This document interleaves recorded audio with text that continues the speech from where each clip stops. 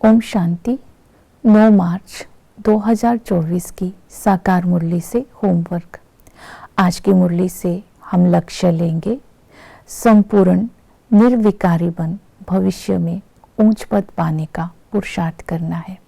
संपूर्ण निर्विकारी बनने के लिए आज हम योग बल और पवित्रता के बल पर विशेष अटेंशन देंगे। आज की मुरली में बाबा ने कहा कि योग बल से स्वयं को स्वच्छ बनाना है, क्योंकि योग से ही आत्मा स्वच्छ बनती है, बैटरी चार्ज होती है, विकर्म विनाश होते हैं, आत्मा पावन बन अपने घर जा सकती है, आत्मा के अंदर धारणा होती है। योग से होने वाली इन प्राप्तियों को जब स्मृति में रखते हैं तो योग करना सहज हो जाता है। योग करने की विधि आज की मुरली में बाबा ने बताई। अपने को आत्मा समझ बाप को याद करो। आत्मा समझना अर्थात देही अभिमानी बनना।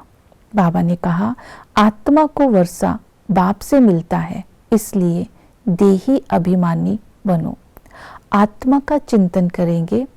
आत्मा का स्थान भ्रिकुटी है। आत्मा अकाल मूर्त है, भ्रिकुटी अकाल तखत है। आत्मा छोटी सी बिंदी है, इमोर्टल है। और इस तरह बाबा भी बिंदु है, निराकार है। उस बिंदु की याद से मैं आत्मा स्वच्छ होती जा रही हूँ, पावन बनती जा रही हूँ और नंबर 1 पुरुषार्थ मेरा होता जा रहा है।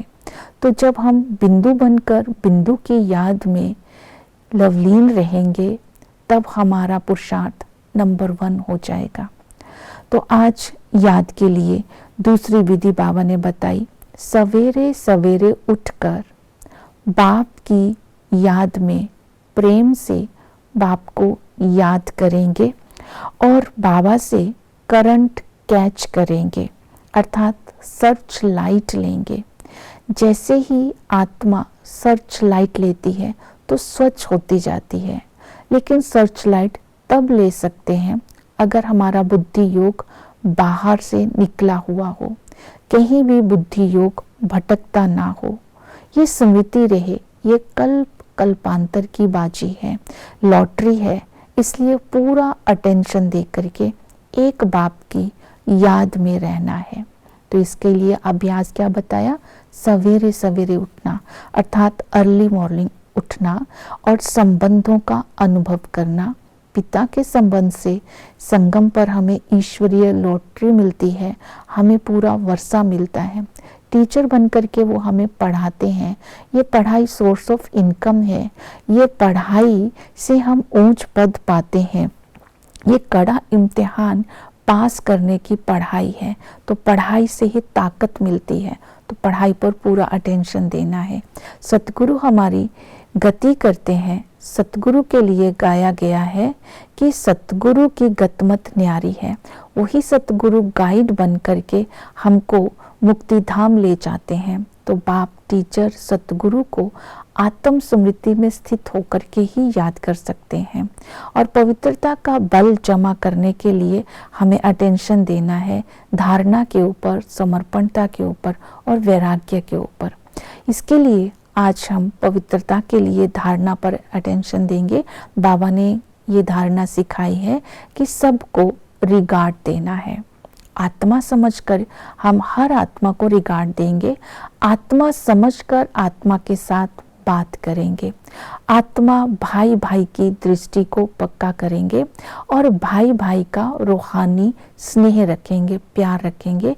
क्योंकि सतयुग में ब्रदरली लव होता है, स्नेह होता है। तो ये अभ्यास हमें अभी ही करना है। सच्चा लव एक दूसरे के प्रति रखना है। संपूर्ण पवित्र बन करके ही हम घर जा सकते हैं। इसलिए हमें अपने संस्कार स्वभाव में भी पवित्रता लानी है। अपने अंदर से अगर स्वार्थ भाव है, अगर चिंता है, अगर किसी तरह का वैभव के प्रति आकर्षण है, इच्छा है, इन सब से अपने आप को मुक्त रखना है। क्योंकि अभी हमें वापस जाना है। तो बाबा ने कहा विकार में नहीं जाना है, 5 विकारों को जीतना है। स्मृति रहे, संगम युग पर हम बाप के द्वारा वर्षा लेने के लिए आए हैं, इसलिए काम विकार को जीतना है। तो इस अगर हम काम विकार के वश हो जाते हैं तो बैटरी डिस्चार्ज हो जाएगी, आत्मा की ताकत खत्म हो जाएगी।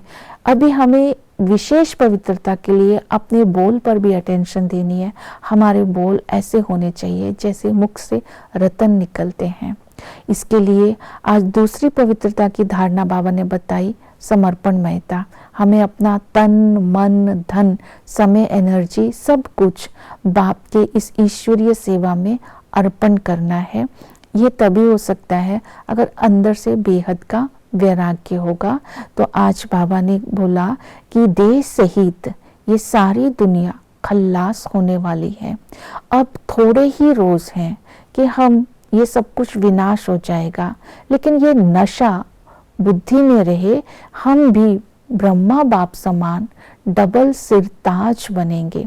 ये नशा होगा तो वैराग्य सहज होगा और समर्पणता भी सहज हो जाएगी। समर्पणता का आधार ही है नशा और वैराग्य।